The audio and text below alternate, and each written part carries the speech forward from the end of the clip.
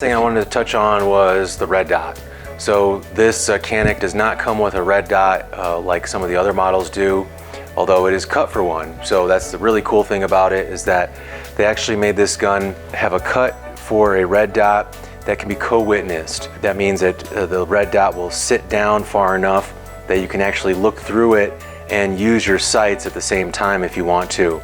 Now, from what it looks like here is that they actually have even though this is a dovetail pressed on rear sight, is that they actually have a little Allen head inside of here to remove this sight. Now, I haven't messed with it yet, but from the looks of it, it looks like you can actually remove the rear sight if you want to. So that's kind of nice, I guess, if you're maybe get one that has a rear sight on it, one of those red dots that has a sight on it. Unfortunately, the micro red dot is needed for this. I'm going to take this plate off of here and show you guys why these other ones don't fit. If you're doing this, take the screws out, and then this thing is super hard to get off because you don't want to pry on it with a screwdriver. You can actually take your Torx wrench and sort of stick it in there a little bit, and you just have to pry on the body of the mount itself, and then it'll pop out just like that. So let me get up close and show you guys how this full-size ones won't fit. Okay, so I've got that mount off of there. So I was really hoping that at least one of these other ones would fit, but like I wanted to show you guys here, there's just no way. You can see that essentially what's happened is because some people want a loaded chamber indicator, which I think are completely useless because number one, they get super dirty and get gunky and can get jammed up.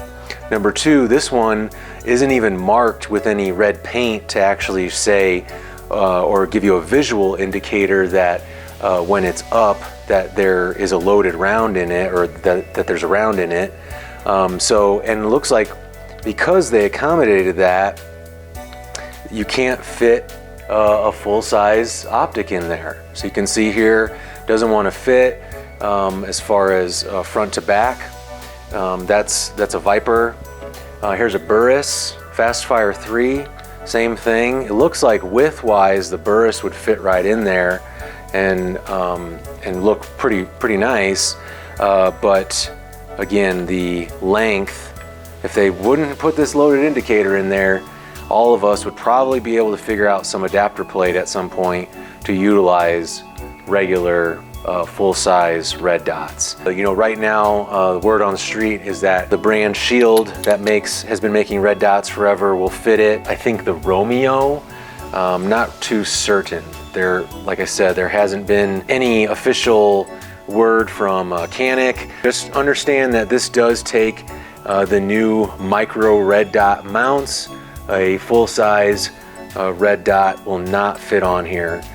So definitely be aware of that. I'll show you guys this back sight here, what I was talking about. I'm just going to take the camera off.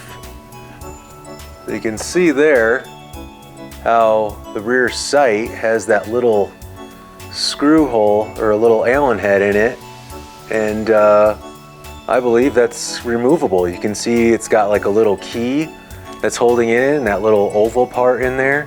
So you have your screw and then a little insert that captures the whole sight itself, and then that's all screwed down. So pretty cool if you're interested in removing it. You can see there's a shot of the blacked out rear sights, and then the front sight is painted, what do you call it, glow in the dark. So it's painted glow in the dark. It's not actually a true night sight. There is no capsule in there.